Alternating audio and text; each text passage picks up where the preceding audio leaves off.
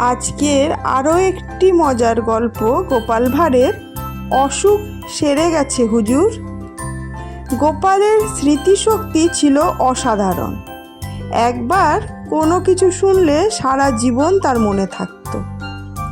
একবার নিশ্চিন্দিপুরের জমিদার ঘোড়ায় চেপে বেড়াতে বেরিয়েছিলেন। হঠাৎ নপাড়ার মোড়ে গোপালের সঙ্গে তার দেখা হয়ে গেল। দেখা হতেই তিনি গোপালকে জিজ্ঞাসা করলেন, কি হে গোপাল, তোমার অসুখ সেরে গেছে তো? এই কথা বলেই তিনি গোপাল কিছু জবাব দেবার আগেই ঘোড়া ছুটিয়ে চলে গেলেন।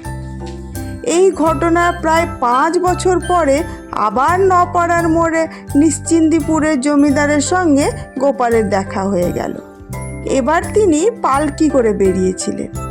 জমিদারের পালকি কাছাকাছি আসতেই গোপাল সেই 5 বছর আগেকার প্রশ্নের জবাব দিল, আমার অসুখ সেরে গেছে হুজুর।